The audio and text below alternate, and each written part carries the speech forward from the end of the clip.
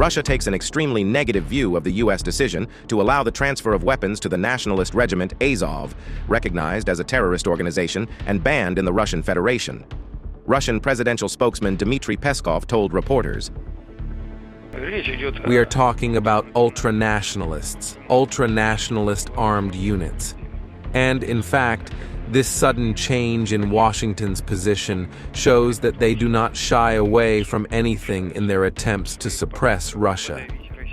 To suppress Russia, using, of course, Ukraine and the Ukrainian people as a tool in their hands. They are even ready to engage with neo-Nazis. This, in turn, once again confirms the relevance of our concerns in connection with the creeping spread of the idea of neo-Nazism in the world." Peskov also said that work on a comprehensive agreement between Russia and Iran is generally continuing, although the schedule may be slightly pushed back due to Tehran's preparations for the presidential election.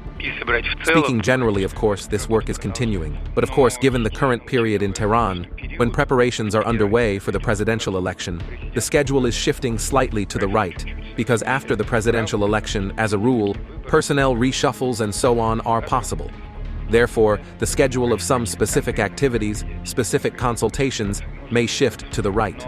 But on the whole, this does not change the picture of the day. We intend to further develop our relations with Tehran and, accordingly, to further improve our legal framework between the two countries.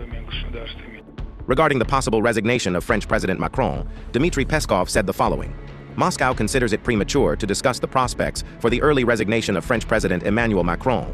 It is necessary to wait for the results of the parliamentary elections." We see certain trends. Yes, Macron's party has more than half as many votes as the right-wing alliance.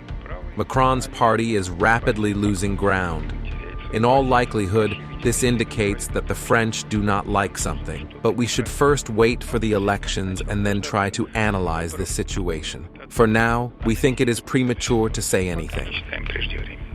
During the briefing, the press secretary of the Russian president, commenting on the plane crash involving Iranian President Ebrahim Raisi and Malawi Vice President Saulos Chilima, told journalists that Vladimir Putin uses reliable domestic aircraft. The president of Russia uses domestic aircraft. This is a very reliable aircraft. And, of course, from a technical and technological point of view, it is subject to special maintenance. Well, in fact, any equipment in our country that transports the citizens of the country is also serviced at the proper level. There are very strict standards, which of course are strictly observed. There are controlling agencies, so the system works here. Peskov also announced a meeting between Vladimir Putin and Turkish Foreign Minister Hakan Fidan.